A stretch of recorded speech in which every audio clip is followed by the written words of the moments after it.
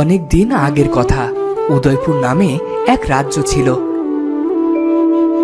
সেই রাজ্যের রাজা উদয় চৌধুরীর ছিল 7টি রানী, কিন্তু রাজার এত সম্পদ থাকা সত্ত্বেও তার কোনো সন্তান ছিল না। রাজ্যে এত সুখ, অথচ আমাদের ঘর আজও সন্তান সুখ থেকে বঞ্চিত। মহারাজের দিকে আর তাকাতে পারি না। আমরা 7টি রানী, আমাদের একজনের ঘরেও কোনো সন্তান নেই। কবে যে আমাদের ভাগ্য প্রসন্ন হবে কে জানে। বদ্যি, কবিরাজ, জ্যোতিষী সবাই এলো, কেউ কিচ্ছু করতে পারলো না। সবই আমাদের কপাল। আমাদের এত কিছু আছে, অথচ আমাদের মা ডাক শোনার ভাগ্য লিখতেই হয়তো বিধাতা ভুলে গেছেন। না সেজো, ওসব ভেবে আর কি করব? সুদিন একদিন আসবেই, সে প্রতীক্ষাতেই থাকতে হবে।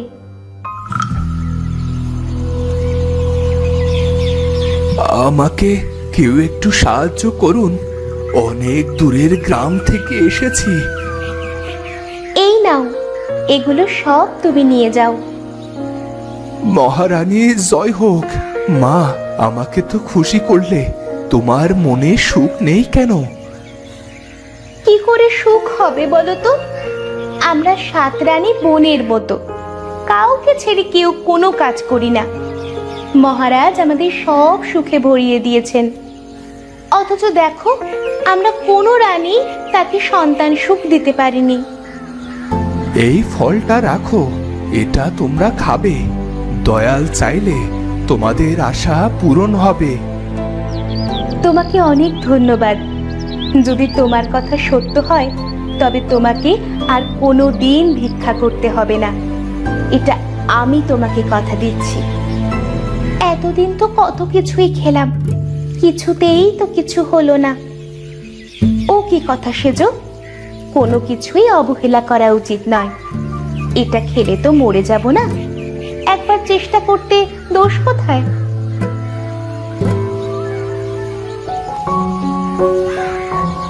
একবার খেয়েই দেখি। কিন্তু ভিখারি তো চলে গেল, এটা কেমন করে খাবো, কোন নিয়মে খাবো তা তো বললো না। তোমরা সবাই গোসল করে শুদ্ধ কাপড় পরে এসো, আমি এটি সমান 7টি ভাগে ভাগ করে তোমাদের দেব। বড় রানীর কথা সবাই মেনে চলে।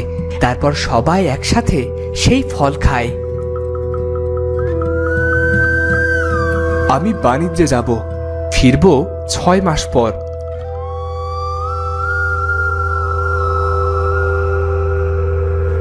মহারাজ, আপনার সিদ্ধান্ত যথার্থ, তবে আপনি 2 দিন পরে যান।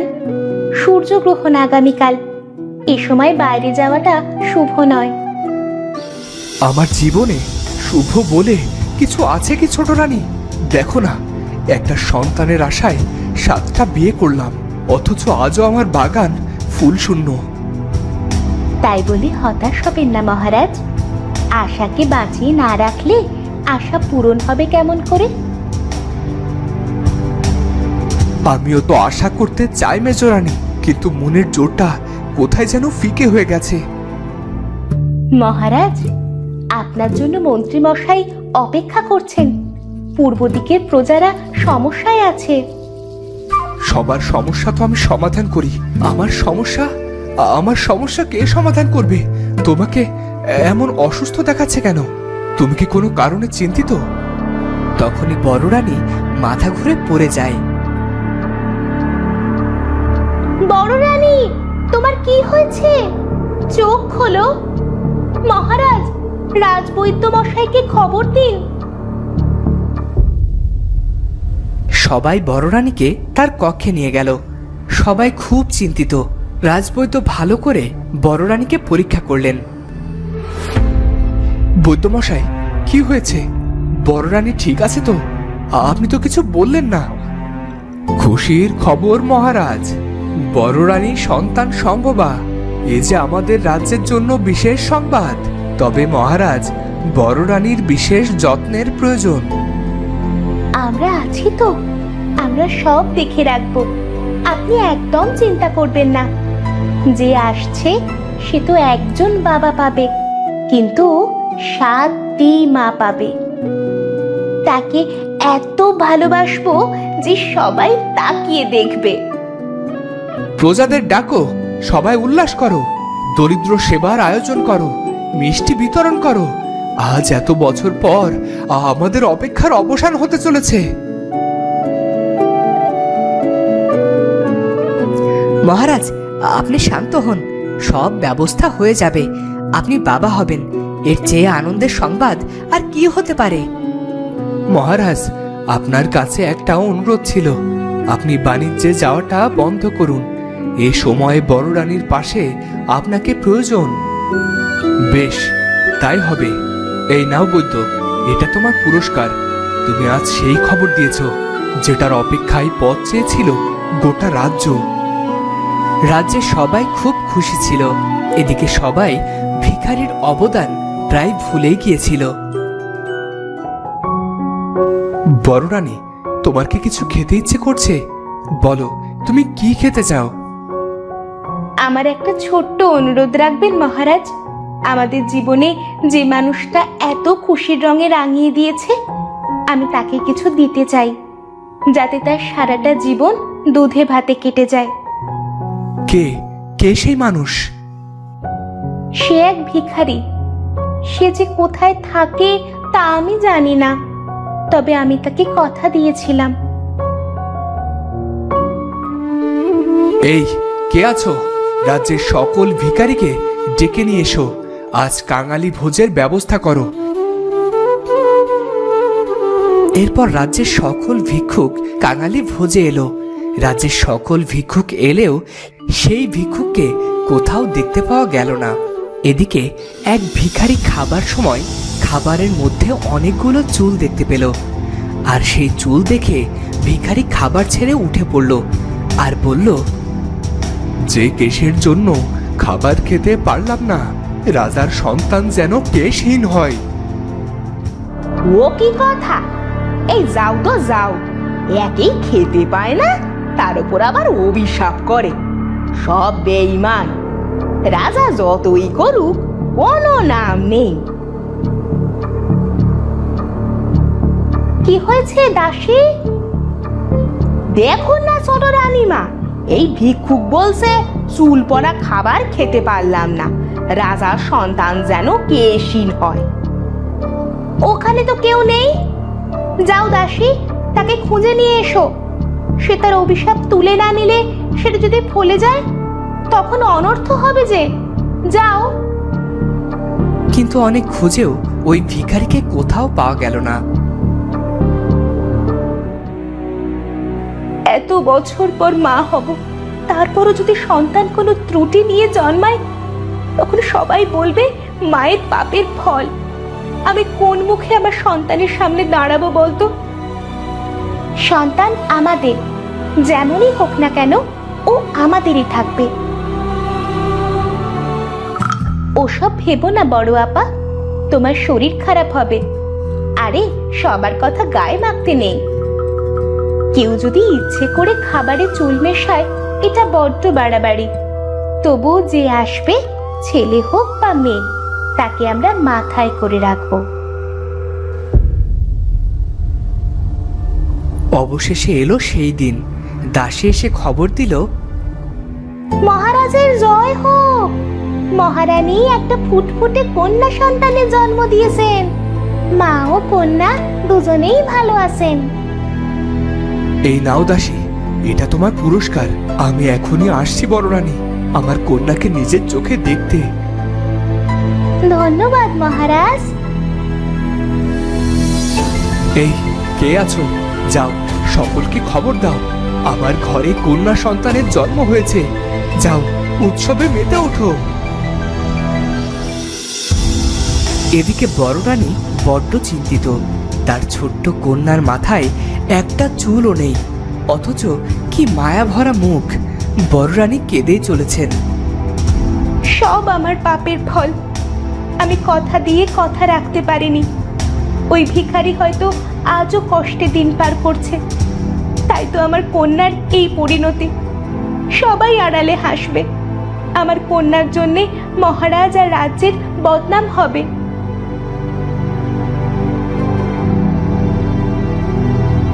কি যে বলো, বদ্যি কবিরাজ আছে তো, ওরা ওষুধ দিলে ঠিক চুল গজাবে। আমাদের আদরের কন্যার চুল নেই তো কি হয়েছে, তার কোনো যত্ন হবে না? চুলই তো জীবনের সব নয়। সবাই তো আমাদের মতো ভাববে না মহারাজ। কে কি ভাবলো ওসবে আমাদের ভারে বয়েই গেল।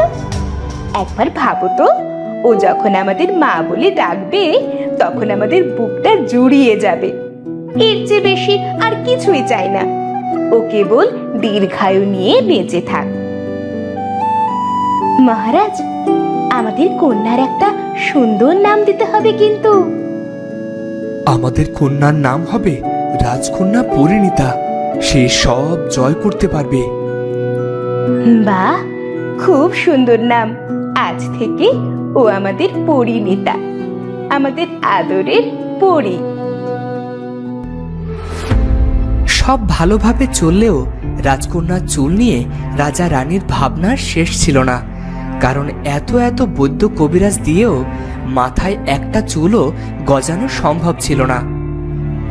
মেয়ের মাথার চুল না হলে ওর বিয়ে দিব কেমন করে?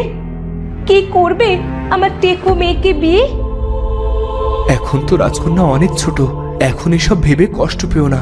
দেখো, একদিন সব ঠিক হয়ে যাবে। আর বিয়েটাই তো জীবনের সব নয়। আপনারা আবার দুশ্চিন্তা করছেন। আমাদের পরীর রাজপুত্রের সাথেই বিয়ে হবে। আর উপরওয়ালা চাইলে ওর মাথায় এমন চুল গজাবে যা দেখে সবাই অবাক হবে। এসব তো আমিও ভাবি ছোট রানী, কিন্তু কিছুতেই তো কিছু হচ্ছে না। পরীকে গোসল করিয়ে দিয়েছি, ওকে একটু খাবার খাইয়ে ঘুম পাড়িয়ে দাও বড় আপা। মহারাজ, মেয়ে আমাদের, ভালো হলেও আমাদের, খারাপ হলেও আমাদের। লোকের কথা না শুনলেই হয়। আসুন মহারাজ, আপনার খাবার দিয়েছি। পরিণীতা নিজের পরিচয়ে বাঁচবে, ওর কারো পরিচয়ের প্রয়োজন পড়বে না। এরপর 7 মায়ের আদরে বেড়ে উঠতে লাগলো টেকো রাজকন্যা। 7 রানীর আদরে বেড়ে উঠছিল পরিণীতা। পরিণীতার অনেক গুণ ছিল। সে খুব ভালো গান গাইতো, আর তার যেমন মিষ্টি চেহারা তেমনি মায়াবী চোখ। কিন্তু আপত্তি হলো ওর চুলের জন্য। কেউ ওর সাথে তেমন করে মিশতই না। চলো আমরা খেলা শুরু করি। কিন্তু আজ অন্যরা কেউ এলো না কেন? ওরা আর আসবে না রাজকন্যা, পাঠশালায় অনেক পড়ার চাপ। তাছাড়া আমরা তো সব ছোট ঘরের মেয়ে, সংসারে আমাদের অনেক কাজ করতে হয়। ছোট ঘর আর বড় ঘর বলে কিছু হয় না সাথে। আমি রাজকন্যা হলেও আমার নিজের কাজ তো আমি নিজেই করি। মাঝে মাঝে বাবার জন্য ফল কেটে দিই, শরবত তৈরি করি। কিন্তু লেখাপড়ার পাশাপাশি খেলাধুলা না করলে মন আর শরীর ভালো থাকবে কেমন করে? আমার মা বলে এত খেলার কোনো দরকার নেই, বড় হয়ে গেছে আমি, তাই ঘর সামলানো শিখতে হবে। আমি আর চলি রাজকন্যা। কিন্তু আমরা তো খেলাটা শুরুই করলাম না। আমার ঘরে অনেক কাজ আছে, পরে আসবো না হয়? রাজকন্যার মন খারাপ হয়। সে সবই বুঝতে পারে, তবে কাউকে সে কিছুই বলে না। রাজকন্যার আরো একজন খেলার সাথী আছে, সেটি রাজকন্যার পোষা বিড়াল। আমার ছোট্ট পুষি, চলো আমরা প্রাসাদে ফিরে যাই। মন খারাপ করো না, আমি আর তুমি অনেক মজা করে খেলবো। চলো।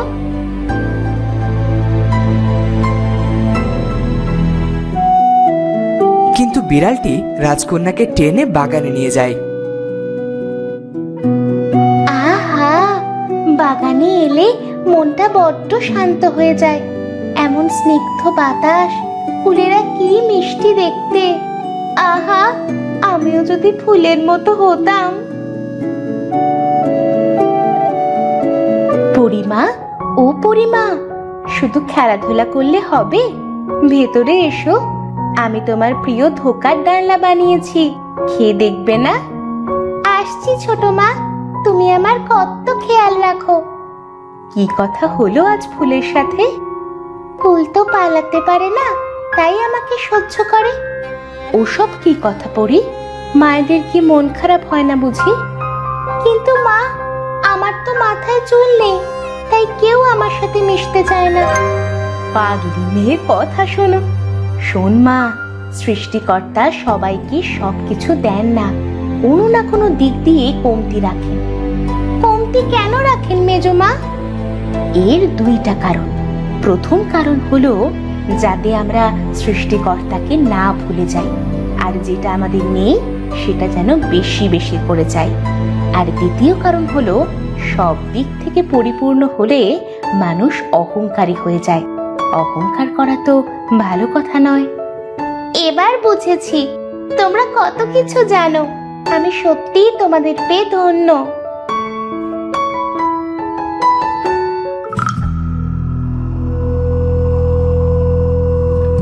কি হয়েছে মহারাজ, আপনি এত চিন্তিত? আমাদের পরিণীতা বড় হচ্ছে, ওর বিয়ের ব্যবস্থা করতে তো হবে। আশেপাশের ছোট রাজ্যগুলোতে মন্ত্রী মারফত খবর পাঠিয়েছিলাম। ওরা সবাই কি বলেছে জানো বড় রানী? কি? ওরা সাধারণ প্রজাদের ঘরের কন্যাকে বউ করে নিয়ে আসবে, তবে আমাদের টেকো কন্যাকে না। জানি না সৃষ্টিকর্তার কেমন লীলা, আমরা নিঃসন্তান হয়েই কি ভালো ছিলাম না?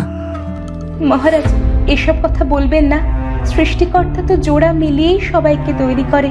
পরীকেও কারো না কারোর জন্য তো পাঠিয়েছে। আচ্ছা পরী, তোমার জীবনের লক্ষ্য কি? আমি চাই সবাই যেন ভালো থাকে, সবার যেন ভালো হয়, আর আমি যেন সবাইকে নিয়ে এমনি করে ভালো থাকতে পারি। তা মা, তোমার কেমন রাজপুত্র চাই বলো দেখি? মেয়ে বড় হলে তো তাকে বিয়ে দিতে হবে, তাই না? সেজো মা, সে রাজপুত্র হোক বা কোনো সাধারণ মানুষ, আমি শুধু চাইবো সে যেন ভালো মানুষ হয়, একদম আমার বাবার মতো। সৃষ্টিকর্তা যেন তোমার মনের আশা পূরণ করে। রাজবাড়িতে সবার ভালোবাসায় রাজকন্যার দিন ভালোই কাটছিল, তবে সবার চিন্তা ছিল ওর মাথার চুল নিয়ে। একদিন রাজকন্যা বাগানে খেলা করছিল তার বিড়াল ছানাকে নিয়ে। তখন ওরা একটা শব্দ শুনতে পেল। আহা, ছোট্ট পাখিটা কত ব্যথা পেয়েছে। শিকারীর মনে কি একটুও দয়া নেই? তুমি ভয় পেও না ছোট্ট পাখি, এখনই তোমার ব্যথা ঠিক হয়ে যাবে। রাজকন্যা পাখিটির ক্ষত পরিষ্কার করে ঘাসের রস লাগিয়ে দিল। ধন্যবাদ রাজকন্যা, তোমার মনে অনেক দয়া। আমি তোমার কথা কোনোদিন ভুলবো না। তুমি কথা বলতে পারো? হ্যাঁ, পারি তো। আজ থেকে তুমি আমার বন্ধু। সবাই তো আমার মাথায় চুল নেই বলে দূরে সরে যায়, আর তুমি কি না আমাকে বন্ধু বানালে? বারে, বিপদে যে পাশে থাকে সেই তো বন্ধু। আর চুল না থাকলেও তুমি কত সুন্দর। তুমি তো পাখি, তাই জানো না, মানুষেরা সবসময় না থাকাটা নিয়েই কথা বলে। কেউ যা আছে তার কদর করে না। তুমি খুব সুন্দর করে কথা বলো, কিন্তু বন্ধু, আজ যে আমাকে যেতে হবে, আবার দেখা হবে। চলি। তুমি ভালো থেকো মিষ্টি পাখি, বিদায়। পাখির সাথে কথা বলে পরিণীতার খুব ভালো লাগে। ওদিকে কাঞ্চনগড়ের রাজপুত্র এসেছে শিকার করতে। বনে একটা হরিণেরও দেখা পেলাম না, বড় মুখ করে শিকারে এলাম। রাজ্যে ফিরে বাবাকে কি বলবো? সবাই তো হাসবে যে শিকারে এসে খালি হাতে ফিরে গেছি। কন্যার মনে দুঃখ ভারী, গোজাবে এমন রাজার ছেলে কোথায় পেতে পারি? কন্যা যেন পড়ি, আহা, কন্যা যেন পড়ি। এমন গহীন বনে কে এত মিষ্টি সুরে গান গাইছে? যাই একটু দেখি তো। রাজপুত্র ঘুরতে ঘুরতে পাখিকে খুঁজে পেল। কন্যার মনে দুঃখ ভারী, গোজাবে এমন রাজার ছেলে কোথায় পেতে পারি?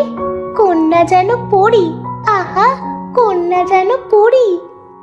তার মানে বনের মধ্যে তুমি গান গাইছো? তুমি তো বেশ মিষ্টি পাখি। তুমিও বড্ড ভালো রাজকুমার, তোমাকে তো এ বনে আগে দেখিনি।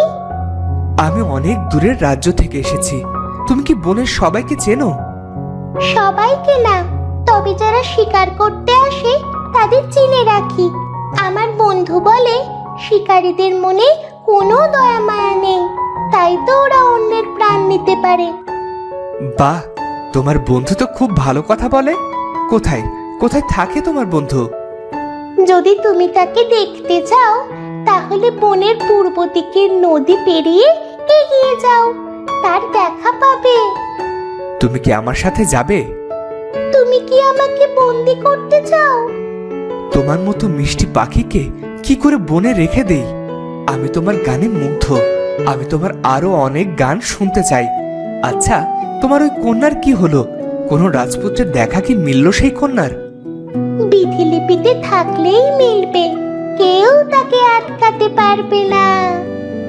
তখন পাখি উড়ে গেল। রাজপুত্র তাকে ডাকলো, কিন্তু পাখি তার ডাকে আর সাড়া দিল না। তখন সেখানে এলো রাজপুত্রের বন্ধু। তুমি এখনো এখানে? সন্ধ্যা নামতে চললো, আমাদের তো ফিরতে হবে। জানো না, রাতে বনে দস্যুরা আসে।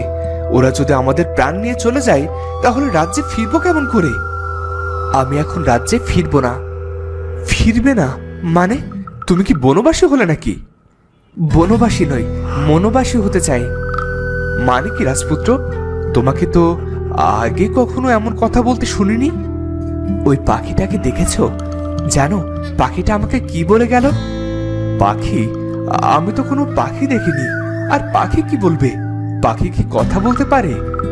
পাখি আমাকে একটা মায়াবী কন্যার সন্ধান দিয়ে গেছেন। আমি তার কাছে যেতে চাই। এসব আবার হয় নাকি? ফিরে চলো, মহারাজ আর মহারানী তোমার অপেক্ষা করছে। আমি একা গিয়েই বা ওদেরকে কি বলবো? একা কেন যাবে? তুমি তো আমার সাথে সেই মায়াবী কন্যাকে খুঁজতে যাবে। তুমি না আমার বন্ধু? বন্ধু বলেই তো পরামর্শ দিচ্ছি। চলো নিজেদের রাজ্যে ফিরে যাই।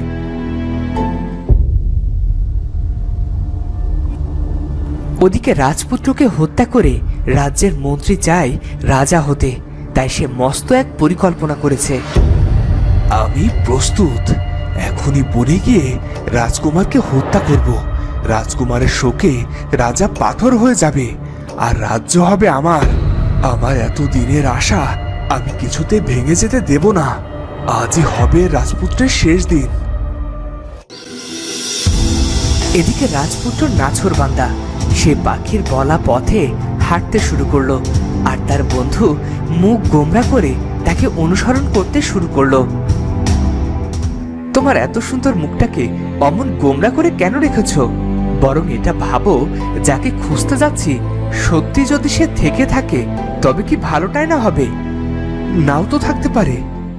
অমন বলো না বন্ধু, বনের পাখিরা কি মিথ্যা বলতে পারে? চলো না, দেখি কি হয়। রাজকুমার আর তার বন্ধু হেঁটেই চলেছে বনের রাস্তা দিয়ে। আর কতটা পথ এভাবে হাঁটতে হবে কে জানে। বন তো নয়, যেন অন্ধকারের রাজ্য। তারপর কোথায় যাচ্ছি তারও কোনো ঠিকানা নেই। আচ্ছা রাজপুত্র, সত্যি যদি এমন কেউ থাকে তুমি কি করবে? তাকে নিয়ে আমি সোজা রাজদরবারে চলে যাব, আর মহারাজের সামনে গিয়ে বলবো, অনেক খুঁজে তুলে এনেছি একটা নীল পদ্ম। আমি এই পদ্মকে আমার কাছে রাখতে চাই মহারাজ। কিন্তু জাতকুলহীন কাউকে কি রাজবধূ রূপে মহারাজ মেনে নেবেন? ভালোবাসার জন্য মানুষ কত কি করে। মায়াবী কন্যাকে পেলে আমি না হয় রাজত্ব ছেড়ে দেব। এসব মোটেও ভালো কথা নয় রাজপুত্র।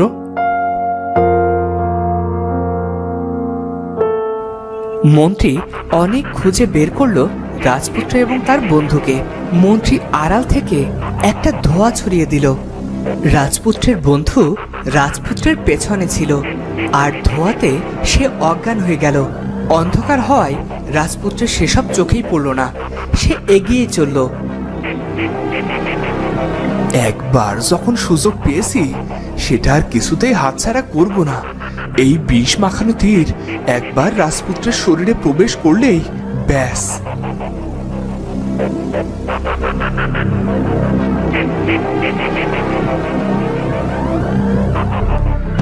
মন্ত্রী তীর ছুড়ল আর সেটা গিয়ে বিঁধল রাজপুত্রের পিঠে। আর এটা দেখে মন্ত্রী খুশি হয়ে রাজ্যের দিকে রওনা দিল। পথের কাঁটা দূর হয়েছে, আজ থেকে সব আমার এতদিনের পরিকল্পনা সফল হয়েছে। আমাকে এভাবে পড়ে থাকলে চলবে না, আমাকে বাঁচতে হবে। বীরেরা কখনো এভাবে মাটিতে পড়ে থাকে না। রাজপুত্র এই কথা বলে ছুটতে শুরু করলো, আর ছুটতে ছুটতে সে রাজবাড়িতে পৌঁছে গেল। রাজবাড়ির সৈন্য তাকে ধরতে পারল না। খবরটা রাজার কাছেও পৌঁছে গেল। মহারাজের জয় হোক, এক গুপ্ত শত্রুর কোনো এক দস্যু আমাদের প্রাসাদে ঢুকে পড়েছে মহারাজ। আপনি অনুমতি দিলে অন্তর্মহলের সব ঘরগুলো আমি তল্লাশি করে দেখতে পারি। অনুমতি দিলাম, যাও তাকে খুঁজে বের করো আর আমার সামনে এনে হাজির করো। দস্যুর এত সাহস আমার প্রাসাদে প্রবেশ করে। রাজপুত্র আহত অবস্থায় ঢুকে পড়ল সেই টেকো রাজকন্যার ঘরে। রাজকন্যা তখন নিজের ঘরে বসেছিল। কে তুমি? এখানে এলে কেমন করে? আরে কি হয়েছে তোমার? কি চাই এখানে? জানো না বাইরের লোকের অন্দরে প্রবেশ নিষেধ? পানি, একটু পানি। হঠাৎ রাজপুত্র জ্ঞান হারালো আর মেঝেতে পড়ে গেল। রাজকন্যা ভয় পেল, কিন্তু তার দয়া হলো, তাই সে রাজপুত্রের নাকের সামনে নিজের হাত রাখলো। বেঁচে আছে, কিন্তু এটা কে? কোনো শত্রু নাকি বন্ধু? কি সুন্দর দেখতে, কিন্তু ও চিকিৎসার প্রয়োজন। রাজবৈদ্য মশাইকে ডাকবো? না না, তাহলে সবাই জেনে যাবে আমার কক্ষে পরপুরুষের পা পড়েছে, আমার বদনাম হয়ে যাবে। এমন সময় সৈন্য রাজকন্যা পরিণীতার ঘরে কড়া নাড়ল।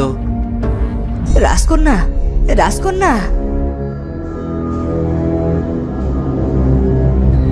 আপনি এখানে এই সময়? প্রাসাদে একজন দস্যু এসেছে, সে আহত। আপনি কি তাকে দেখেছেন? আমরা আপনার ঘর তল্লাশি নিতে এসেছি। মাননীয় সৈন্য, আপনার কি মনে হয় কোনো দস্যু এলে রাজকন্যা তাকে লুকিয়ে রাখবে? আর আমার কক্ষে কোনো বাইরের কেউ এসে তল্লাশি নিলে আমি অপমান বোধ করব। আপনি এখন আসতে পারেন। সাবধানে থাকবেন রাজকন্যা। সৈন্য চলে যেতেই পরিণীতা তার কক্ষের দরজা বন্ধ করে দেয় আর রাজপুত্রের ক্ষত ওষুধ লাগিয়ে দেয়। আশা করি দ্রুত সেরে যাবে, কিন্তু শুনেছি আহত বাঘ অনেক বেশি হিংস্র হয়। আমি বরং ওকে বেঁধে রাখি। কিন্তু ও যদি দস্যু হয় তাহলে আমি কি করব? সে যাই হোক, সবার আগে সে তো মানুষ। এদিকে রাজপুত্রের বন্ধুর জ্ঞান ফিরে আসে। আশেপাশে কোথাও বন্ধুকে না পেয়ে বড্ড ঘাবড়ে যায় সে। কোনো সৈন্য সাথে না এনে আমাদের বড্ড ভুল হয়েছে। এখন আমি কি করব? কোথায় যাব? কোথায় গেলে পাবো রাজপুত্রের দেখা? সে কি ঠিক আছে? আমি বরং প্রাসাদে গিয়ে দেখি, মহারাজকে খবর পাঠাই। খোদা করুন কোনো বিপদ যেন না হয়।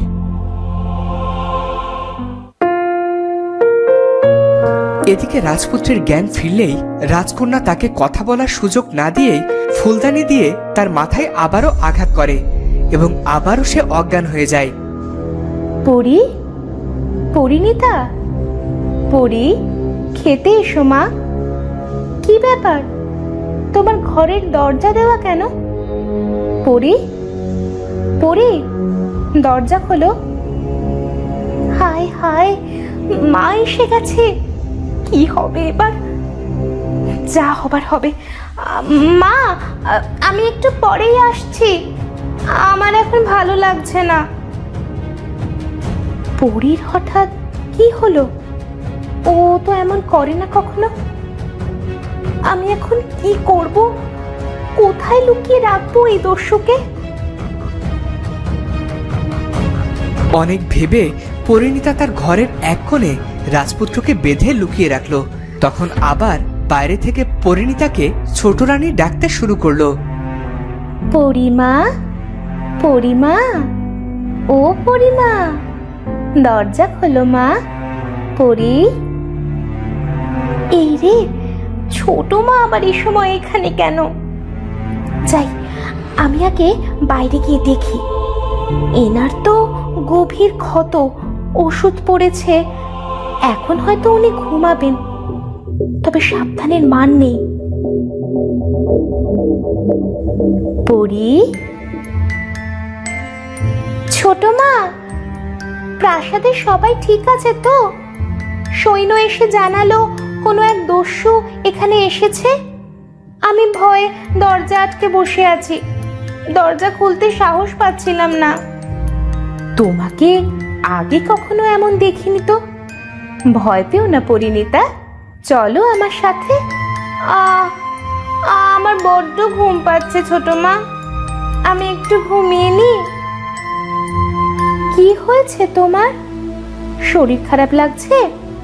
রাজবৈদ্যকে খবর পাঠাবো? না ছোট মা, তেমন কিছু না, আমি এবার ঘুমোতে যাই। ঘুমানোর জন্য কক্ষের ভিতরে এসে দেখল রাজপুত্রের জ্ঞান ফিরেছে। তখন পরিণীতা ফুলদানি হাতে নিয়ে তার সামনে দাঁড়ালো। আমার বড্ড রাগ হচ্ছে।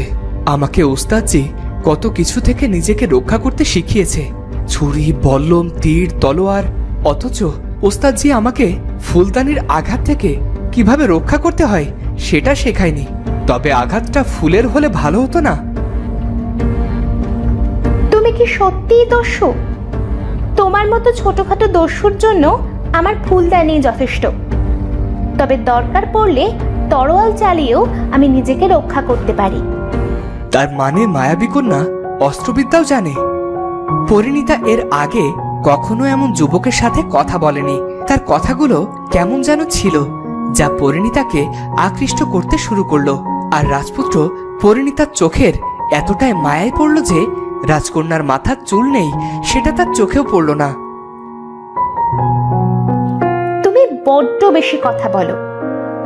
আমাকে বারবার কেন অজ্ঞান করতে চাচ্ছেন আপনি, সেটা কি জানতে পারি? নাকি আমাকে অজ্ঞান করে মায়াবী কন্যা আমাকে দেখার সুযোগ নিত? এইবার কিন্তু সত্যি সত্যি মারবো। এমন চোখে চোখ রেখে মরে যাওয়া স্বস্তির।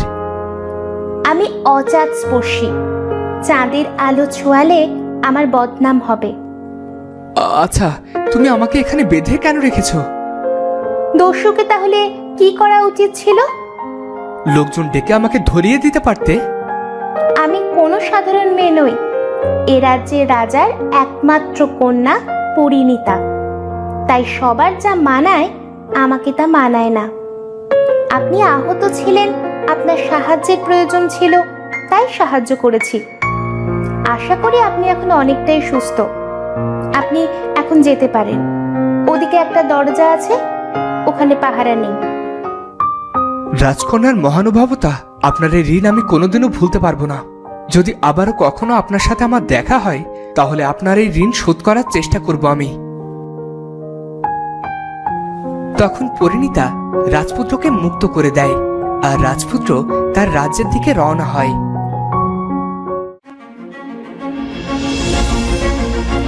মহারাজ, মহারাজ, কি হয়েছে? তুমি এমন বিধ্বস্ত অবস্থায় প্রাসাদে? তুমি তো রাজপুত্রের সাথে শিকারে গিয়েছিলে।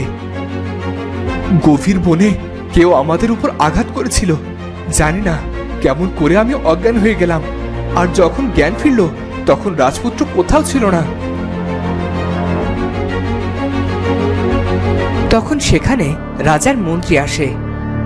রাজপুত্র নেই, অথচ দেখো তুমি কিন্তু দিব্যি আসো। নাকি তুমি কারো হাতে হাত মিলিয়ে রাজপুত্রের এত বড় ক্ষতি করেছো? মহারাজ, সন্দেহের বাইরে কেউ নয়, একে আমি বন্দি করতে চাই। আমি সত্যি কিছু জানি না মহারাজ, আমাকে ছেড়ে দিন আর বনে লোক পাঠান।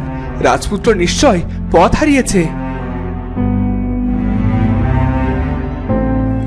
এখন এসব কথা বলে কোনো লাভ নেই। এসো, এসো আমার সাথে। মহারাজ, বনে লোক পাঠান, রাজপুত্র বিপদে আছে, আমার কথা শুনুন। আমার রাজপুত্র, যাও মন্ত্রী, একে নিয়ে যাও আর খুঁজে বের করো কোথায় আছে আমার রাজপুত্র। যুবরাজের সাথে কি করেছিস? বল, কোথায় যুবরাজ? ভালোই ভালোই বল, নয়তো এমন হাল করব আর কোনোদিন সূর্যের আলো দেখতে পাবি না।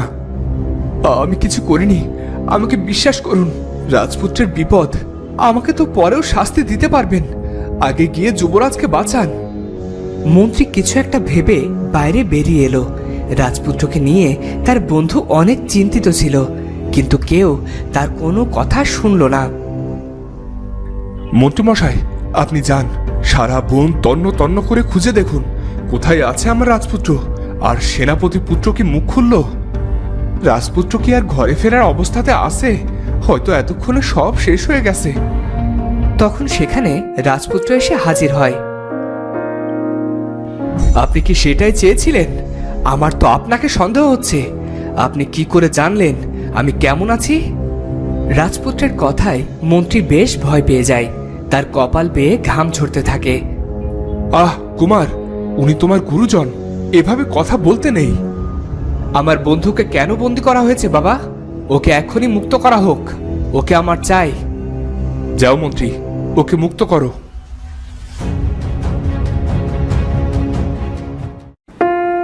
তুমি কোথায় চলে গিয়েছিলে? কি হয়েছিল তোমার সাথে? তুমি ঠিক আছো তো কুমার? জি পিতা, আমি ঠিক আছি। তুমি কোথায় হারিয়ে গিয়েছিলে? আমাকে কেউ কাপুরুষের মতো পেছন থেকে আঘাত করেছিল, তবে আমি এখন অনেকটাই ঠিক আছি। তখন রাজপুত্রের বন্ধু সেখানে এলো, এসেই রাজপুত্রের পিঠে হাত রাখলো। আহ, কি হয়েছে তোমার রাজপুত্র? শোনো, তুমি ওকে ওর কক্ষে নিয়ে যাও, আমি রাজবুদ্ধকে পাঠিয়ে দিচ্ছি।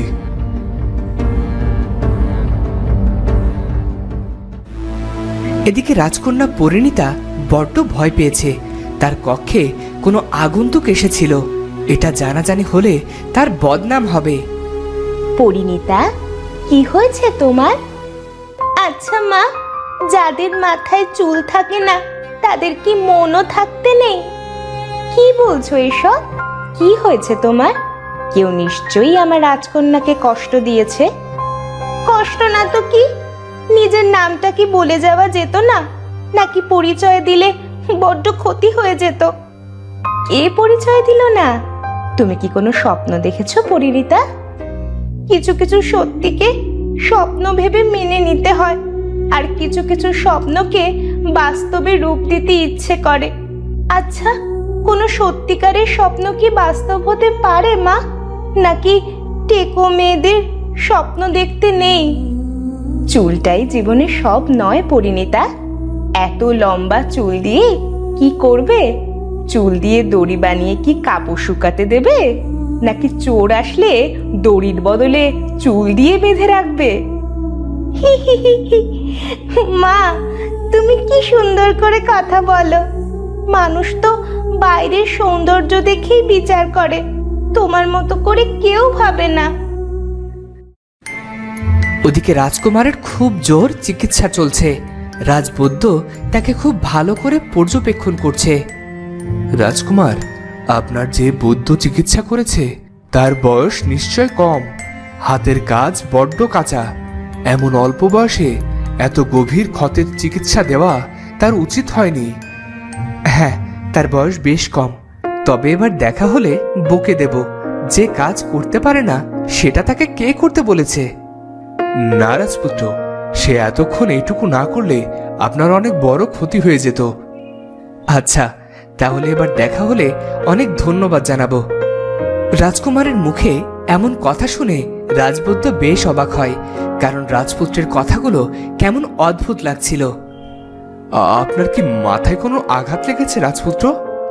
না, আমি ঠিক আছি। আমি নতুন করে সবকিছু ঠিক করে দিয়েছি। একটু পর আপনার জন্য কিছু পাচন পাঠিয়ে দেব। আশা করি আপনি দ্রুত সেরে উঠবেন। আমি এখন আসি।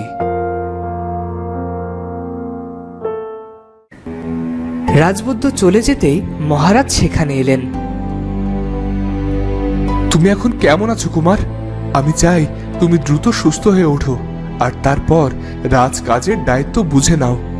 ক্ষমা করবেন মহারাজ, আসলে এতদিন তো জেনে এসেছি রাজ্যে অভিষেক হওয়ার আগে রাজপুত্রদের বিয়ে করানো হয়। তুমি একদম ঠিক জানো, আমি ঘটককে আসতে বলেছি। কোনো সুন্দরী রাজকন্যাই হবে এই পরিবারের রাজবধূ। ওদিকে পরিণীতাকে নিয়ে মহারাজ আর মহারানীর দুশ্চিন্তার শেষ নেই। মেয়ের সারা মাথায় এক গাছি চুলও নেই। কিন্তু ওদিকে পরিণীতাও রাজপুত্রকে দেখার পর কোনো কাজে মন নেই। সে মন খারাপ করে বাগানের এক কোণে বসেছিল। তখন এলো এক সাধু। মন খারাপ কেন রাজকন্যা? যার জন্য তোমার মন এত উতলা সে ভালো আছে। যাকে চিনি না জানি না তার কথা ভাবাও কি পাপ সাধু মহারাজ? না মা, তোমাদের বন্ধন কেউ ভাঙতে পারবে না, আর ভালোবাসা তো পাপ নয়। আমি তো তার যোগ্য নই। সে বীর আর আমি টেকো রাজকন্যা। কেশিন রাজকন্যার যে কোনো মূল্য নেই। কে বলেছে তুমি কেশিন? প্রকৃত ভালোবাসা পেলেই তোমার অভিশাপ কেটে যাবে, তুমি সবার মতো কেশবতী হয়ে যাবে। এসব কি বলছেন সাধু মহারাজ? কিসের অভিশাপ? বড় রানী এক ভিখারিকে কথা দিয়েছিল, ভিখারির দেওয়া ফল খেয়ে যদি কোনো রানী সন্তান সম্ভবা হয় তখন তাকে এত উপহার দেওয়া হবে যে তার আর কোনো কষ্ট থাকবে না। তারপর তারপর কি হলো সাধু মহারাজ? আপনি থামলেন কেন? দয়া করে বলুন। রাজার ঘরে খুশির দিন এলো, বড় রানীর কোলে আলো করে তুমি এলে, অথচ ভিখারির ঘরে তখনও অভাবের অন্ধকার। তার দীর্ঘশ্বাসের কারণে তোমার চুলগুলো হারিয়ে গেছে, তবে প্রকৃত ভালোবাসার পরশে তুমি ঠিক হয়ে যাবে। সেই ভিখারি এখন কোথায় আছে সাধু বাবা? তাকে কেন কোনো উপহার দেয়া হয়নি? সুসংবাদ শুনে সে এখানেই আসতে চেয়েছিল, কিন্তু কোনো কারণে তার ঘরে আগুন লেগে যায় আর দরিদ্র ভিখারি মারা যায় অতিরিক্ত বাসনা নিয়ে। সত্যি কি প্রকৃত ভালোবাসা বলে কিছু হয় সাধু মহারাজ? আমি তাকে কেমন করে চিনতে পারবো? কোথায় গেলেন সাধু মহারাজ? কোথায় আপনি? আপনাকে যে কোথাও দেখতে পাচ্ছি না। কোথায় গেলেন আপনি সাধু মহারাজ? কিন্তু পরিণীতা আর কোনো সাড়া পেল না। তবে পরিণীতার মাথায় সাধুর বলা কথাগুলোই ঘুরতে থাকে। ওদিকে রাজপুত্রের পরিণীতার সাথে কাটানো সময়গুলোই মনে পড়ছে, আর সে একাই হাসছে। তার এমন অবস্থা দেখে তার বন্ধু বলল, আমাকে দয়া করে বলো তো, তোমার আসলে কি হয়েছে? পাখির বলা কথা কি সত্যি হয়েছে? সত্যি কি মায়াবী কোনো কন্যা আছে? সে কোনো কন্যা নয়, একেবারে রাজকন্যা। আর আমার উচিত আবারও তার কাছে গিয়ে তার সাথে দেখা করা। এটা কি শুধুই তোমার প্রাণ বাঁচিয়েছে বলে যেতে চাচ্ছ? না, সে চাইলে এই দক্ষিণ রাজ্যের সে রাজরানী হতে পারে। আমি তাকে হারাতে চাই না। কিন্তু মহারাজকে তোমার তার কথা বলা উচিত ছিল, পরে যদি কিছু হয়। আর রাজপুত্র, তুমি এটা জানো না, ভালোবাসা এমন একটা অনুভূতি যেটা ছেলে বুঝলে মেয়ে বোঝে না, আর মেয়ে বুঝলে ছেলে বুঝতে চায় না, আর ছেলে মেয়ে দুজনে বুঝলে পরিবার বুঝতে চায় না। আরে বাহ বন্ধু, তোমার তো রাজসভায় কবির পদ পাওয়া উচিত। এত কিছু জানো তুমি। তুমি কি আজ সেখানে যাবে? তুমি তো বলছো ওখানে তুমি দস্যুর মতো গিয়েছো। ভাগ্যিস দস্যুর মতো গিয়েছিলাম, তাই তো লুট করে আসতে পেরেছি, নয়তো এত কিছু হয়তো হতোই না। প্রাসাদের অন্তর্মহলে দস্যুর আচমকা আগমনে মহারাজা বেশ চিন্তিত। মহারাজের জয় হোক। আমাদের ডেকেছিলেন মহারাজ? হ্যাঁ, তোমাদের নিরাপত্তা ব্যবস্থার উপর আমার আর কোনো আস্থা নেই। আচমকা কোনো এক আহত দস্যু অন্তর্মহলে প্রবেশ করলো, অথচ কোথাও তার কোনো হদিস মিলল না। এ কথা জানাজানি হলে আমার রাজ্যে শাসন নিয়ে সমালোচনার ঝড় উঠবে, সেটা কি জানো? ক্ষমা করবেন মহারাজ, অন্দরমহলের সকল কক্ষে তল্লাশি নিলেও রাজকন্যার কক্ষে তল্লাশি নিতে পারিনি। উনি অনুমতি দেননি। তুমি কি বলতে চাইছো? রাজকন্যা দস্যুকে আশ্রয় দিয়েছে? মার্জনা করবেন মহারাজ, আমি তা বলতে চাইনি। আমি বোঝাতে চেয়েছি থাক, আমাকে আর বোঝাতে হবে না। তোমরা আরো বেশি কঠোরভাবে পাহারার ব্যবস্থা করো। জি মহারাজ। আর একটা কথা মহারাজ, দূত এসেছিল। দক্ষিণ মহারাজের ছেলের বিয়ের জন্য পাত্রী নির্বাচন করার আয়োজন করা হবে। আমরা কি রাজকন্যার কোনো চিত্র আর পত্র পাঠাবো মহারাজ? না, থাক। কত জায়গাতেই তো পাঠালাম। সব শেষে আমাদের ঘটক মুখ শুকনো করে ফেরত চলে আসে। তাই এসব নিয়ে আর না ভাবাই ভালো। তবে মহারাজ, জন্ম মৃত্যু বিয়ে এই 3 বিধাতা নিয়ে যদি ভালো কোনো সংবাদ আসে, তাছাড়া আপনার খ্যাতি তো জগৎ জোড়া। আপনার সাথে কে না আত্মীয়তা বজায় রাখতে চাইবে বলুন? তবে বলতে খারাপ লাগলেও সত্যি তো এটাই। কে বিয়ে করবে আমার টেকো কন্যাকে? রাজকুমার বাদ দাও, কোনো মন্ত্রীপুত্র কিংবা কোটাল পুত্র, সাধারণ প্রজারাও তো ছি ছি করে। এসব যে কোন পাপের শাস্তি বিধাতা আমাকে দিচ্ছে কে জানে। এত চিন্তা করবেন না মহারাজ। যা হয় ভালোর জন্যেই হয়, আর কারো ভাগ্য কেউ বদলে দিতে পারে না। পরিণীতা প্রতিদিন ফুল হাতে নিয়ে আহত বীরের জন্য অপেক্ষা করে। আমি প্রতিদিন বীরের জন্য অপেক্ষা করি, আর প্রতিদিনই মনটাকে আহত করে ঘরে ফিরি। সে হয়তো আসবে না, কেনই বা আসবে? আমি তার কে? পরিণীতা যখনই পা বাড়িয়েছে প্রাসাদে ফিরে যাওয়ার জন্য, তখনই রাজপুত্র তাকে পিছু ডাকলো। রাজকন্যা,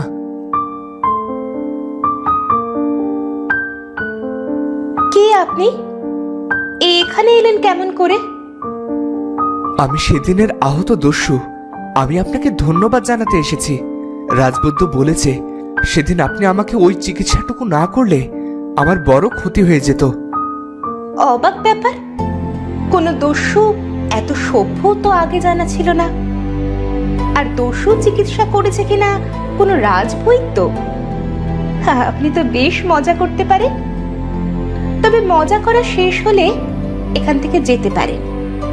আমাদের কোনো সৈন্য আপনাকে একবার দেখে নিলে আর পালাতে পারবেন না। তবে রাজকন্যা চাইলে আমি সারা জীবন তার কক্ষে কয়েদি হয়ে থাকতে রাজি আছি। সেক্ষেত্রে ফুলদানি দিয়ে আমাকে আর অজ্ঞান করার প্রয়োজন পড়বে না। আমি আপনাকে যেতে বলেছি। কোনো দস্যুর সাথে রাজকন্যার কোনো কথা মানায় না। কেউ দেখে ফেললে আমার সম্মানহানি হবে। সম্মান হানি যেন না হয়, তাই তো আমি এসেছি। আর আমি জানি রাজকন্যা আমার জন্যই অপেক্ষা করছিল। মোটেও তা নয়। আপনি দয়া করে এখান থেকে যান। সে আমি চলে যেতেই পারি, তবে আমার প্রশ্নের উত্তর না নিয়ে আমি কিছুতেই এখান থেকে যাব না। রাজকন্যা কোনো দস্যুর প্রশ্নের উত্তর দিতে মোটেও বাধ্য নয়। আমি মোটেও দস্যু নই। আমি দক্ষিণ রাজপুত্র বিজয়বাহু। আর আমি আপনাকে বিয়ে করতে চাই, কারণ রাজ ধর্ম অনুসারে কোনো রাজকন্যার সাথে এক ঘরে একাকী সময় কাটানো অন্যায়। আমি আপনাকে অসম্মান করতে চাইনি। তাছাড়া আমার মনে হয়েছে আমি আপনাকে ভালোবাসি রাজকন্যা। আপনি এসব কি বলছেন? ভালোবাসা বলে আসলে কিচ্ছু নেই। যা আছে সেটা মোহ। মোহ কেটে গেলে সব শেষ হয়ে যাবে। তাছাড়া রাজপুত্রদের ভালোবাসা তো মেঘের মতো, বৃষ্টি হয়ে ঝরতে বেশি সময় নেবে না। সব রাজপুরুষ এক নয় রাজকন্যা। রাজপুরুষেরা প্রেমিক হতে জানে, ভালোবাসতেও জানে। মন তাদেরও আছে। শুনেছি ভালোবাসা মানুষকে শূন্য করে দেয়। আমি পরিণীতা। শূন্য হওয়া কি আমাকে মানায়? আমাকে ফিরতে হবে রাজপুত্র। আমাকে ক্ষমা করবেন। আপনার মুখে ভালোবাসি না শুনে আমি কিছুতেই যাব না। তাতে যদি আপনার সৈন্যরা আমাকে এসে আমার প্রাণও নিয়ে নেয়, তবুও না। বিয়ের ইচ্ছে থাকলে ঘটক পাঠান, তবে এখন এখান থেকে যান। পরিণীতা কথাগুলো শেষ করেই দ্রুত প্রাসাদে চলে যায়। আর রাজপুত্র পরিণীতার কথা শুনে তখনই ফিরে যায় নিজের রাজ্যের পথে। ওদিকে মহারাজকে চিন্তিত দেখে রানীরাও ভালো নেই। মহারাজ কেন এত চিন্তা করছেন? আমি সেটাই বুঝতে পারছি না। আরে বাবা, জীবনে বিয়েটাই তো সব নয়। আর তাছাড়া দক্ষিণ রাজপুত্রের চেয়ে কি আর ভালো কোনো রাজপুত্র পাওয়া যাবে না? মহারাজ কেন এমন করছেন? বোকার মতো কথা বলো না ছোট। দক্ষিণ রাজা মহারাজের মিত্র, তাদের মধ্যে আত্মীয়তার সম্পর্ক গড়ে উঠলে দুই রাজ্যের জন্যই সেটা ভালো। পরিণীতার জন্মের আগে ভিখারির অভিশাপটা আজও আমার মনে আছে। সেদিন যদি খাবারের চুল না পড়তো, আজ আমাদের রাজকন্যার কত ধুমধাম করে বিয়ে হতো। কেউ সাত করে খাবারের চুল ফেলে না। তারপরও যদি তোমাদের পরিণীতার বিয়ের জন্য মাথা খারাপ হয়ে যায়, তবে আমি পরিণীতাকে নিয়ে বাগান বাড়িতে একা বাস করব। কবে না জানি পরিণীতা এসব শুনে ফেলে আর কষ্ট পায়। আমি সব বুঝি ছোট, কিন্তু আমাদের আফসোস, আমাদের দীর্ঘশ্বাস কি ওপরে যিনি আছেন তার কাছে কখনো পৌঁছবে? এসব ভেবে এখন আর কোনো কাজ নেই। ভাগ্যে যা আছে তাই হবে। ওদিকে রাজপুত্র তার বন্ধুর সাথে বসে আছে। রাজপুত্রের একটাই চাওয়া, তা হলো পরিণীতা। তাই বলে বিয়ে? এত বড় সিদ্ধান্ত নেওয়ার আগে তোমার ভাবা উচিত ছিল।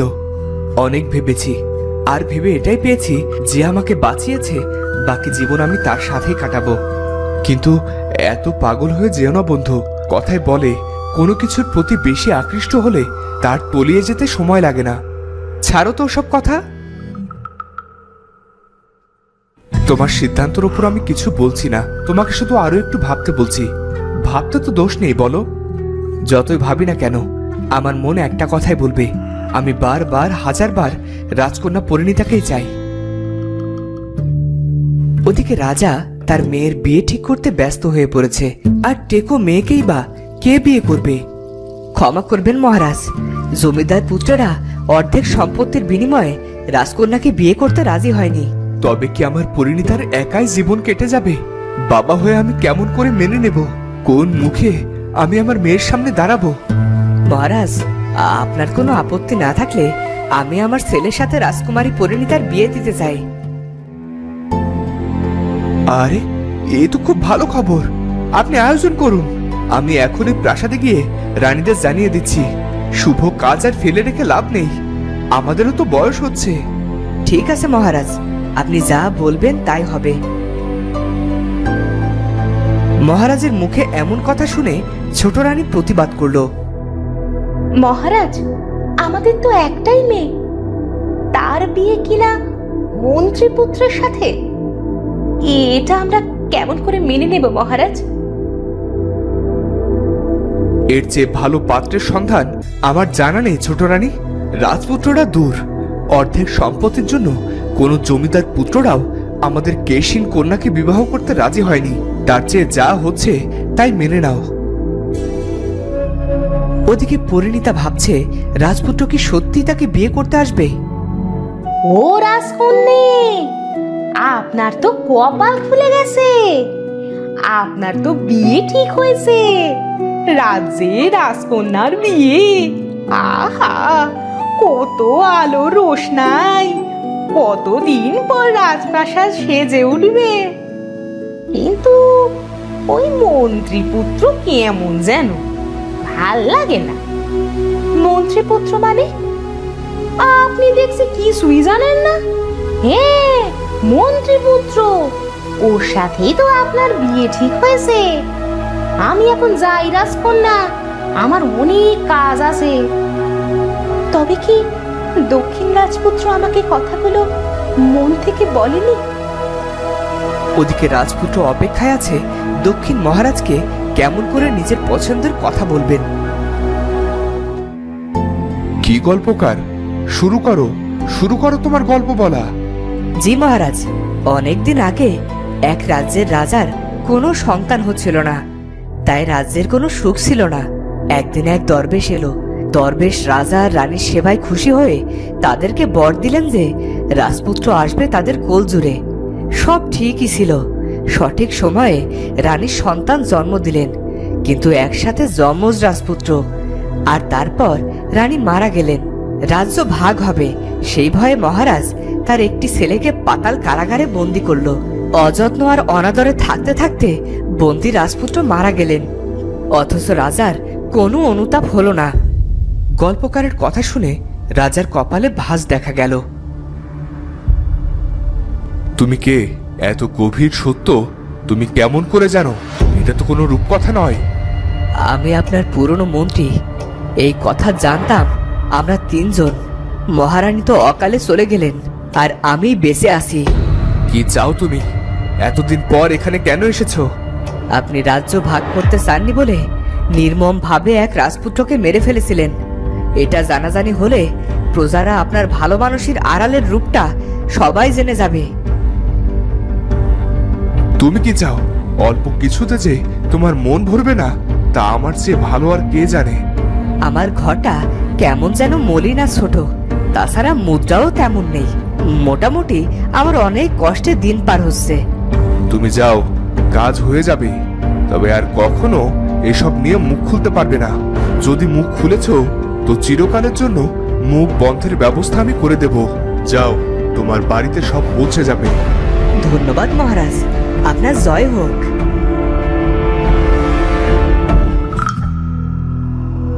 তখনই রাজপুত্র এলো। কিছু বলবে কুমার? আপনার সাথে আমার একটা কথা ছিল বাবা। আমি আসলে উত্তরের রাজকন্যা পরিণীতাকে বিয়ে করতে চাই। কি কি বলছো তুমি? ওই রাজকন্যা কেশিন? সোজা কথাই টেকো। তুমি কি জানো আমার এতটা খারাপ দিন আসেনি যে সবার কাছে বাতিল হওয়া ওই টেকো রাজকন্যাকে ছেলের বউ করে আনবো। তুমি এখন আসতে পারো। সবচেয়ে সুন্দরী রাজকন্যার সাথে তোমার বিয়ে হবে। আমি রাজকন্যা পরিণীতাকে ভালোবাসি বাবা, আর আমি ওকে বিয়ে করতে চাই। ও ছাড়া আর কেউই এই রাজবাড়িতে রাজবধূর জায়গা পাবে না।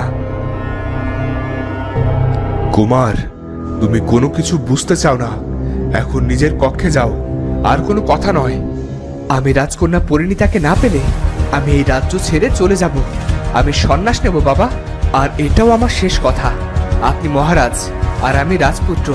রাজবংশের পুরুষদের কথার একটা দাম আছে, আর আমি পরিণীতাকে কথা দিয়েছি আমি আজ প্রাণে বেঁচেও আছি পরিণীতার জন্যেই। যে আমাকে জীবন দিয়েছে তার সাথেই কাটাবো। কুমার, বাবা, আমি যার সাথে ভালো থাকবো তাকে আমার পাশে রাখা উচিত নয় কি? চুপ করো রাজপুত্র। আমার কথা মন দিয়ে শোনো। রাজবংশের জন্ম নেওয়াও একটা পাপ। এখানে নিজের ইচ্ছে, নিজের আবেগের কোনো মূল্য নেই। সবসময় শুধু নিজের দায়িত্ব পালন করে যেতে হয়। আমি এই রাজ্য আর রাজবংশের কিছুই চাই না বাবা। আমি শুধু দূরে গিয়ে পরিণীতাকে নিয়ে নিজের মতো বাঁচতে চাই। আমাদের কোনো দূরের এক নদীর পাড়ে কুঁড়ে ঘর হবে। আমি মাছ ধরবো, সাধারণ জীবন যাপন করব। জীবন পরিকল্পনাতেই সুন্দর, যখন বাস্তবে যাবে তখন বুঝতে পারবে। তুমি এখন এসো কুমার, আমার বিশ্রামের সময় হয়েছে। পুত্রের চেয়ে কি আপনার কাছে আভিজাত্য বড় হলো মহারাজ? তবে আপনি আপনার আভিজাত্য নিয়েই থাকুন, আমি আমার পথে চললাম। বেশ, তাই হবে। তোমার চাওয়া আমি মেনে নিলাম। তবে ওই মেয়ে কখনো রাজ্যের মহারানীর সম্মান পাবে না। টেকো রানী হলে প্রজারা ছি ছি করবে, তাতে আমার সম্মানহানি হবে। তখনই ছুটতে ছুটতে এলো রাজপুত্রের বন্ধু। কি হয়েছে? তুমি এমন করছো কেন? মার্জনা করবেন মহারাজ। রাজপুত্র, খবর পেলাম উত্তরের রাজকন্যার বিয়ে ঠিক হয়েছে মন্ত্রীপুত্রের সাথে। উত্তরের সেনাপ্রধান আমার আত্মীয়, তার কাছেই খবর পেলাম। না, এটা হতে পারে না। আমি পরিণীতাকে কথা দিয়েছি রাজকন্যা ঠিক আমার অপেক্ষা করবেই। যা হচ্ছে তা হতে দেওয়াই ভালো। জন্ম, মৃত্যু আর বিয়ে সবই বিধাতার লেখা। এখানে মানুষের কোনো হাত নেই। আমরা চাইলে তো সবকিছু আটকাতে পারি বাবা। আপনি আমাকে সাহায্য করুন। আমি পরিণীতাকে ছাড়া বাঁচতে পারবো, কিন্তু ভালো থাকতে পারবো না। আপনার কাছে কোনটা আগে বাবা? শান্ত হও কুমার, আমি আছি তো। ঠিক আছে, আমি দেখছি।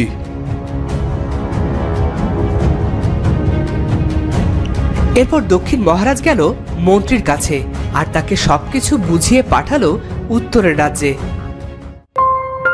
ওদিকে পরিণীতার মন ভালো নেই। সে রাজপুত্রকে বিশ্বাস করেছিল। পরিমা, কি হয়েছে তোমার? এসো, এদিকে এসো। ছোট মা, সাগরে ঝড় আসলে সবাই দেখতে পায়। প্রকৃতির নিয়মে তা আবার শান্তও হয়ে যায়। মনের ঝড় কি করলে শান্ত হয়? রাজকন্যা হওয়া সহজ কথা নয় পরিমা। মনের সব ঝড় মনে রেখেই হাসি মুখে চলতে হয়। আমি সব সময় চেয়েছি তুমি ভালো থাকো, কিন্তু কি এমন ঘটলো? পরিণীতা চেয়েও ছোট রানীর কাছে সবকিছু বলতে পারল না। ওদিকে উত্তরের মন্ত্রী কি করবে ভেবেই পাচ্ছে না। ছেলেটাকে কিছুতেই বোঝাতে পারছি না, সোনার আংটি বাঁকা হলেও ক্ষতি নেই। আরে বাবা, অর্ধেক রাজত্ব সহ রাজকন্যা পাওয়া আর আকাশের চাঁদ পাওয়া একই কথা। মহারাজের পর রাজা হবে তারই জামাতা, অথচ ওর কোনো হেলদোল নেই। আমার তো সুরের নেশা বাবা, আমি তো অন্য কাউকে চাই বাবা। আমি এই মহলের আনারকলিকে পছন্দ করি, আমি আনারকলিকেই বিয়ে করব। রাজাদের চরিত্রে একটু একটু দোষ থাকেই, ঘরে একজন ঘরওয়ালি আর বাইরে একজন বাহিরওয়ালি, এসব ভেবে কাজ নেই। বিয়ের জিনিসপত্র নিয়ে আমি এক্ষুনি রওনা দেব, আর সাথে তুমিও চলো। ওদিকে মহারাজ দক্ষিণ মন্ত্রীর এমন প্রস্তাব কি করে ফেরাবে সে বুঝতে পারছে না। অনেক ভেবে সে মন্ত্রীকে বলল, আপনি একটু অপেক্ষা করুন, আমি অন্তর্মহল থেকে আসছি।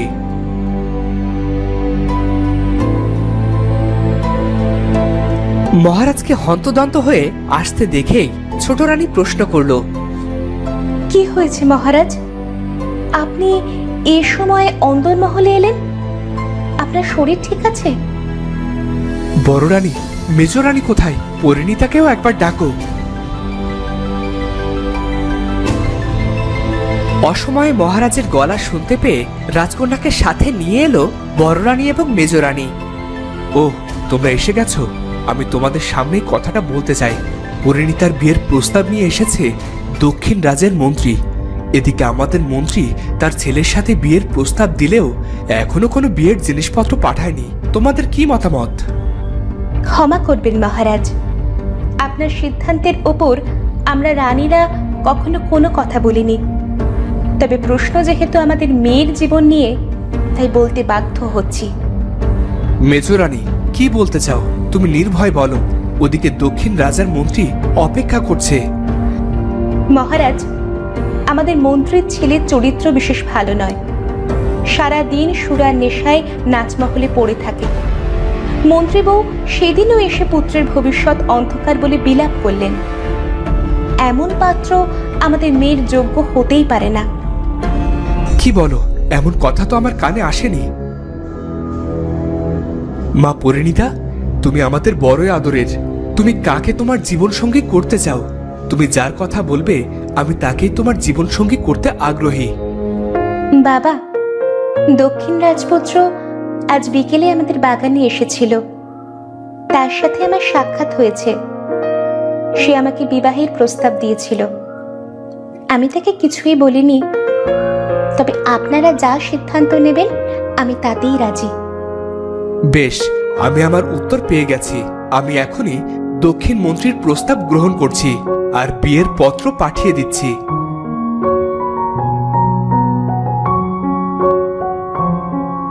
মহারাজ হ্যাঁ সূচক পত্র পাঠিয়ে দিল আর দক্ষিণ মন্ত্রীকে বিদায় জানালো। সবটা ভালোই ভালোই মিটে গেলে তো আমার কোনোই লাভ হবে না। আমি কিছুতেই সব ভালোই ভালোই মিটতে দেব না। এই রাজসিংহাসন আমার চাই। আমি বরং চিঠিটা বদলে দিই। মন্ত্রী চিঠিটা বদলে দক্ষিণ মহারাজের কাছে দিতেই সে রাগে জ্বলে উঠল। উত্তর রাজার এত সাহস! আমার রাজপুত্রের সাথে তার টেকো মেয়ের বিয়ে দিতে আপত্তি জানায়। আমি নিজে যাব উত্তরে। আমি থাকতে আপনি কেন? আমি গিয়ে উত্তর রাজার বংশকেই নির্বংশ করে আসি। না, তুমি নও, আমি নিজেই যাব সেখানে। মশা মারতে কামানের কি প্রয়োজন মহারাজ? চুপ করো, যা জানো না তা নিয়ে কথা বলো না মন্ত্রী। আমি একটু একা থাকতে চাই। এদিকে রাজপুত্রের দুশ্চিন্তার শেষ নেই। তার বন্ধু জানালো, মন্ত্রীমশাই খবর এনেছে উত্তরের মহারাজ নাকি এই বিয়েতে সম্মতি দেয়নি। কি বলছো এসব? রাজকন্যা নিজে আমাকে ঘটক পাঠাতে বলেছিল। বন্ধু, মেয়েদের বুক ফাটে তবুও মুখ ফোটে না। সে হয়তো তার বাবাকে কিছুই বলতে পারেনি। না না, এটা হতে পারে না। আমাকে এক্ষুনি রাজকন্যার সাথে দেখা করতে হবে। আমি চলি। কিন্তু এত রাতে যদি কোনো বিপদ হয় রাজপুত্র? বন্ধুর কোনো কথাই না শুনে সে রাজকন্যার সাথে দেখা করতে চলে যায়। পরিণীতা তখন ঘরের এক কোণে বসে রাজপুত্রের কল্পনায় বিভোর। রাজকন্যা, আমি জানতে চাই তুমি কেন আমাকে বিয়ে করতে রাজি নও? রাজপুত্র, আপনি এখানে? কেউ দেখে নেয়নি তো? আপনি এত রাতে? কি হয়েছে? রাজকন্যা, আমি আমার প্রশ্নের উত্তর জানতে এসেছি এখানে। তুমি আমাকে পছন্দ নাই করতে পারো, তবে কেন আমাকে ঘটক পাঠাতে বলেছিলে? আর কেন না বললে? তুমি কি আমাকে এতটুকু ভালোবাসো না? কি বলছেন আপনি? আমার বাবা আপনাদের মন্ত্রীর কাছে বিয়ের চিঠি দিয়েছে। আগামীকাল আমাদের বিয়ে। কি হয়েছে? তার মানে ও, এখন আমার কাছে সব পরিষ্কার। তুমি তৈরি থেকো, কাল বড় হয়ে এসেই তোমাকে নিয়ে যাব আমি। চলি।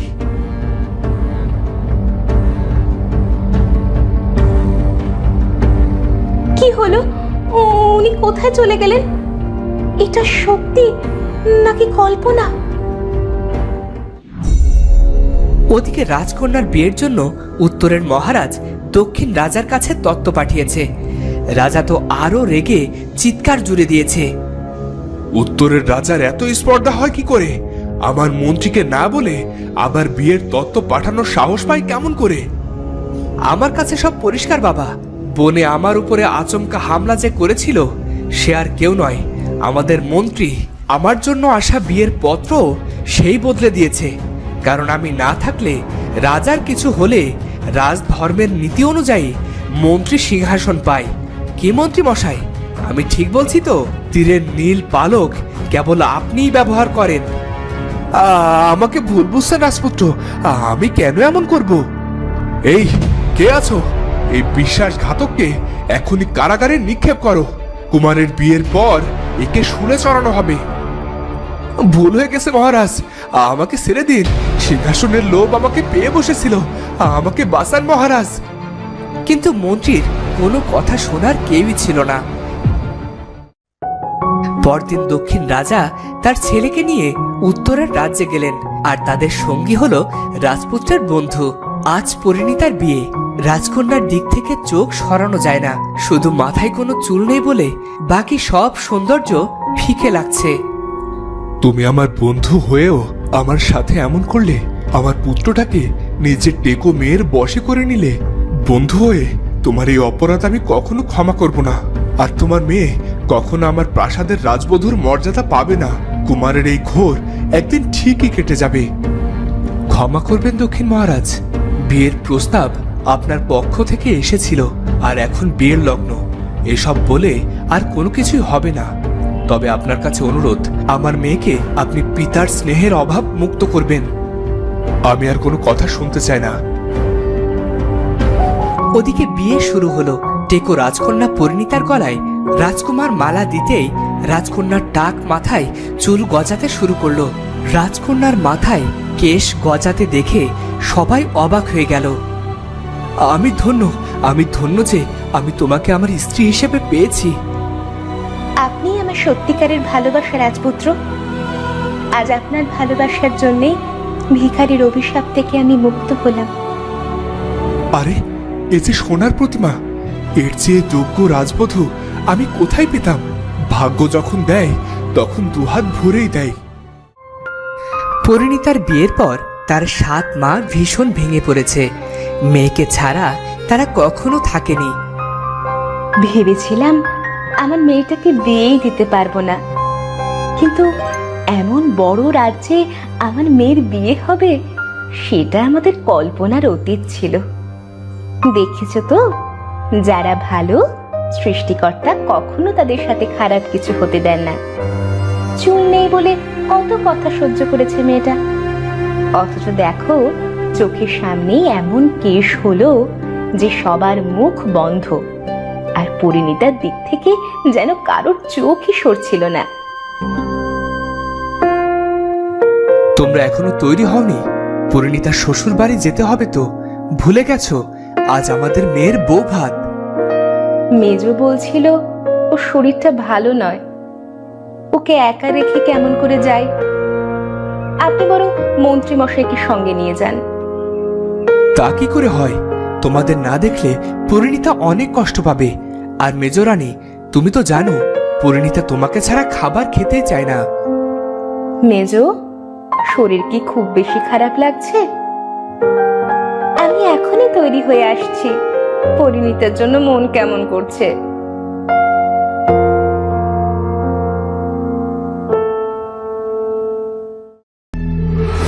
ওদিকে রাজপুত্রের বন্ধু বড্ড মন খারাপ।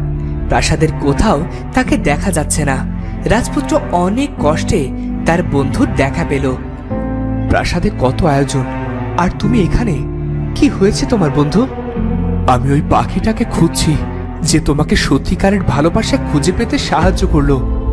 পাখিটাকে পেলে কি তুমি কি তোমার জন্য কাউকে খুঁজে দিতে বলবে? আমি কি পাগল নাকি আমার পেট খারাপ? তুমি জানো না রাজপুত্র, পুরুষ মানুষ দুই প্রকার, জীবিত আর বিবাহিত। আমি জীবিতই বেশ ভালো আছি। আচ্ছা আচ্ছা, তুমি অনেক মজা করতে পারো। তা বললে না তো, পাখিটাকে দিয়ে কি করবে? ওটাকে প্রথমে আমি শিকার করব, তারপর ওটাকে পুড়িয়ে খাবো আমি। ছোট্ট পাখির এত সাহস আমার কাছ থেকে আমার বন্ধুকে কেড়ে নেয়। আমি শুনেছি বিয়ের পর বন্ধু আর বন্ধু থাকে না, পর হয়ে যায়। পরিণীতা বড্ড ভালো মেয়ে, তুমি ওর সাথে আলাপ করলেই বুঝতে পারবে। দেখেছো রাজপুত্র, এখনই তুমি তোমার বউয়ের গুণগান করতে শুরু করে দিয়েছো। আসলেও বিবাহিত জীবন এমনই, তাই তো মেয়েদের আমি এত ভয় পাই। সব মেয়েই মায়াবিনী। আচ্ছা আচ্ছা, হয়েছে, এখন চলো তো। রাজকন্যা পরিণীতার আলোয় প্রাসাদ যেন আলোকিত হয়ে যায়। পরিণীতা, তুমি আজ থেকে দক্ষিণ রাজবাড়ির রাজবধূ, আর এটা হলো তোমার খাস দাসী। ও সব সময় তোমার খেয়াল রাখবে। ধন্যবাদ পিতা। তোমার কি প্রাসাদের জন্য মন কেমন করছে? আর কিছুক্ষণ পরেই তোমার বাবা আর মায়েরা আসবে। তুমি তৈরি হও, নয়তো আমার মিত্র তোমার পিতা এসে বলবে আমি তার আদরের কন্যার কোনো খেয়ালই রাখিনি। না পিতা, আপনি সত্যিই আমার পিতার চেয়ে কোনো অংশে কম নন।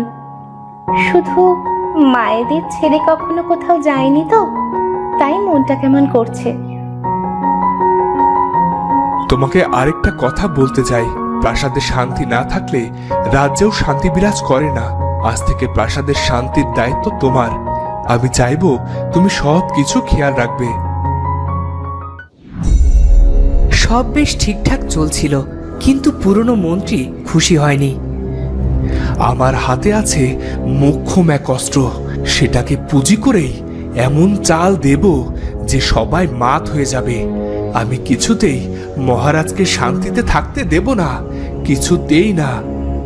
অনেক ভেবে পুরনো মন্ত্রী গেল তার বন্ধু জাদুকর কাপালিকের কাছে। এদিকে জাদুকর কাপালিক তার গুহার মধ্যে বিড়বিড় করে মন্ত্র পড়ছিল। আর হঠাৎ করে মন্ত্রী জাদুকরকে ডাক দিল। কাপালিক, তুমি কি আছো? আরে, রাজার বাতিল করে দেয়া মন্ত্রী যে, তা এত বছর পর কি মনে করে এসেছো? নাকি পদ ভুলে? ভুলে নয়, আমি রাজাকে একটা শিক্ষা দিতে চাই, তাই আমার তোমার সাহায্যের প্রয়োজন। আমার গুরুর আদেশ আছে, আমার প্রয়োজন ছাড়া আমি যদি আমার শক্তির অপব্যবহার করি তাহলে আমার শক্তি আমাকে ছেড়ে চলে যাবে, যা আর কখনোই ফেরত পাওয়া যাবে না। অন্যায় অন্যায় তো রাজা তোমার সাথেও করেছে। তুমি জাদু চর্চা করতে বলেই তোমাকে রাজ্য থেকে বের করে দিয়েছিল। এর কোনো শাস্তি কি রাজা পাবে না? তুমি আমাকে কি করতে বলছো? রাজার ছেলেকে জাদু দিয়ে এমন কিছু করে দাও যাতে রাজা অনেক ভেঙে পড়ে। রাজা ভেঙে পড়লেই আমি আমার আখের গোছাতে বেশি সময় নেব না। ঠিক আছে, অবশ্যই তোমাকে সাহায্য করব তাহলে আমি। হে অপশক্তি, আমি তোমাকে রাজ রক্তের স্বাদ দেব, তুমি আমাকে সাহায্য করো। শুভ কাজ ফেলে রেখে লাভ নেই, আজই চলো। রাজার ছেলের বিয়ে, সবাই আমন্ত্রণ পেয়েছে, শুধু তুমি আর আমি ছাড়া। আজ রাজাকে মন ভরে আনন্দ করতে দাও, কারণ কাল থেকে রাজার চোখের পানি বাতাসে মিশে বৃষ্টি ঝরবে। শত্রু শেষ রাখতে নেই, আর প্রতিশোধ ফেলে রাখতে নেই, তবে তাতে মরিচা পড়ে যায়। চলো, যা হবে আজই হবে। তাহলে বেশ, তাই চলো। তখনই কাপালিক জাদুকরকে সাথে নিয়ে পুরনো মন্ত্রী দক্ষিণ রাজবাড়ির দিকে রওনা হলো। ওদিকে সকাল থেকে পরিণীতা রাজপুত্রকে দেখতে পায়নি। তার কেমন যেন সবকিছু অগোছালো লাগছে। কি হয়েছে যুবরানী? আপনি কি কিছু খুঁজছেন? মল্লিকা, তুমি রাজকুমারকে দেখেছো কোথাও? না যুবরানী, উনাকে বাগানের দিকে যেতে দেখেছিলাম অনেক সকালে, তারপর আর দেখিনি কোথাও। তুমি একটু গিয়ে দেখো না সে কোথায় আছে। যদি তার দেখা পাও তবে বলো যুবরানী তাকে স্মরণ করছেন। জি মহারানী, আমি এখনই গিয়ে দেখে আসছি। তখন রাজপুত্র আর তার বন্ধু এলো পরিণীতার কাছে। মল্লিকা, তুমি কি দেখতে যাচ্ছ? আমি আসছি যুবরানী। রাজকুমারী পরিণীতা, ইনি হচ্ছে আমার বন্ধু। একেবারে বাল্য সখা, বন্ধু অন্ত প্রাণ। ছোটবেলায় একবার আম কাটতে গিয়ে রাজপুত্রর হাত কেটে গিয়েছিল। বন্ধুর ব্যথা ভাগ করে নিতে হাতের একই অংশে আপনিও হাত কাটছিলেন, তাই না কোটালপুত্র কায়েস? একদিনে আপনি এত কিছু জেনে নিয়েছেন যুবরানী, আর আমার নামটাও মনে রেখেছেন। বাহরে, কেন মনে রাখবো না? আপনি কি আমার বন্ধু নন? আমি তো প্রাসাদের মহারানী, প্রাসাদ সামলে রাখবো। আর আমার এই রাজত্বে আপনি হবেন আমার মন্ত্রী। কি হবেন তো? অবশ্যই যুবরানী, তবে আমি এখন আসি, পরে আবার আসব। বলুন যুবরানী, আজ্ঞা করুন, আপনার জন্য আমি কি করতে পারি? তখন মুখে কত বড় বড় কথা। আবার কখনো দেখা হলে তোমাকে সমুদ্র দেখাবো, চাঁদের আলোতে স্নান করাবো, আর এখন প্রাসাদে এনে তার কোনো খবরই নেই। আমার ভুল মার্জনা করবেন যুবরানী, আর এমন হবে না। ও, এই ফুলটা তোমার জন্য এনেছি, এটা নাও। উত্তরে রাজকন্যা এর চেয়ে বেশি কিছুই চায় না রাজকুমার। আজ তো আমার বৌভাত, চলুন আমি আপনাকে খেতে দিই। কোথায় ক্লান্ত পথিকের মতো তোমার গৃহে এলাম, যত্ন করে বসাবে তা নয়। ফুলদানিটা যেন কোথায়? আচ্ছা চলো, আমি আর ফুলদানির আঘাতে অজ্ঞান হতে চাই না। ওদিকে 7 রানীকে সাথে নিয়ে উত্তরের মহারাজ এসেছে দক্ষিণ রাজার প্রাসাদে। বাহ, কি চোখ জুড়ানো রাজপ্রাসাদ! যাদের পছন্দ এত সুন্দর তারা নিশ্চয়ই মানুষ হিসাবে খারাপ নয়। আমাদের কন্যার ভাগ্য সত্যি সুপ্রসন্ন। কোনো আয়োজন তো চোখে পড়ছে না। তবে কি দক্ষিণ মহারাজ আমাদের কন্যাকে এখনো মন থেকে গ্রহণ করেননি? এসব পরে ভাবলেও চলবে, আগে চলো ভেতরে গিয়ে দেখি।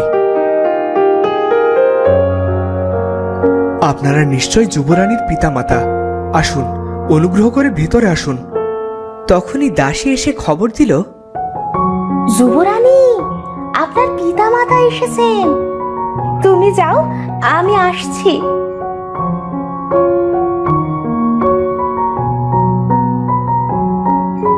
মেয়ের এমন সাজ দেখে রানীরা বেশ খুশি হলো। বাবা আর মায়েদের কাছে পেয়ে পরিণীতার আনন্দ যেন দ্বিগুণ হয়ে উঠল। মেজো মা, আমি নেই বলে নিশ্চয়ই তুমি মনে করে রাজবৈদ্য দেওয়া ওষুধ খাওনি। কয়েকদিনে চেহারার কি হাল হয়েছে তোমাদের? আমি ঠিক আছি পরিমা, শুধু তো শাসনের কথাগুলো বড্ড মনে পড়ে। প্রাসাদটায় যেন প্রাণ নেই। আসুন আসুন, আমাদের রাজবাড়িতে আপনাদেরকে স্বাগতম। ঠিক তখনই জাদুকর কাপালিক সেখানে প্রবেশ করলো।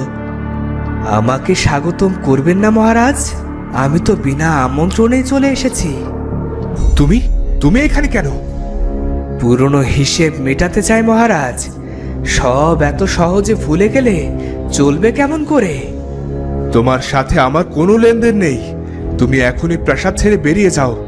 আজ একটা শুভ দিন, নয়তো সৈন্য ডেকে তোমাকে বন্দি করতে 2 বার ভাবতাম না। আমাকে বন্দি করবেন?